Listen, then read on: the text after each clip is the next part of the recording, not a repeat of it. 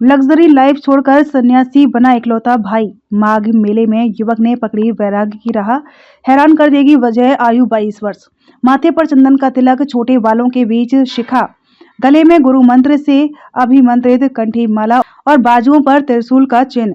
सांसारिक जीवन की देहरी लांघकर संन्यास की राह पकड़ने वाले रायबरेली के अमर कमल रस्तोगी माघ मेला में आकर अब यशवनी दास बन चुके हैं। तन पर भगवा, मन में बैराग और जुबान पर सियाराम का अखंड जप।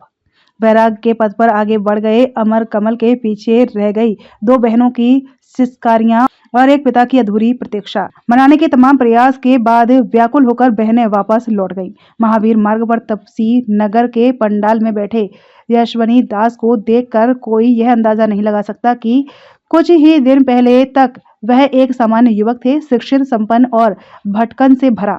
वह अब पूरी तरह संतों के छांव में खुद को सौंप चुके हैं। पहले ईसाई धर्म की ओर बढ़ रहा था रुझान। यशवनी दास की कहानी अंतर्द्वंद से भरी है। कभी ईसा मसीह की तस्वीर कमरे में सजी थी, हाथ पर क्राइस्ट का टैटू था, गिरजाघर के रास्ते लखनऊ तक पहुंच गया था। दादी से मिले पैसों से खरीदे गए लाखों के फ्लैट, जनसेवा केंद्र का संचालन, लग्जरी लाइफ, सब कुछ होते हुए भी मन में बेचैनी थी। वही बेचैनी उसे प्रयागराज खींच लाई। मूल रूप से रायबरेली के महाराजगंज के रहने वाले यशवनी दास नया नाम ने स्वामी गोपाल दास को प्रथम गुरु बना लिया। बताते हैं कि माघ मेले में एक अजनबी से मुलाकात ने जीवन की दिशा बदल दी।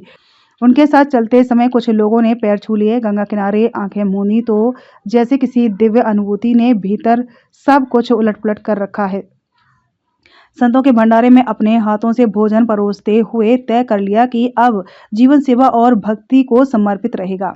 उनके इस बैराग की कीमत परिवार वालों ने आंसुओं से चुकाई। इकलौते भाई की तलाश में माघ मेले तक पहुंची बहनें रानी रस्तोगी और नेहा 2 दिन तक शिविर के बाहर हाथ जोड़े खड़ी रहीं।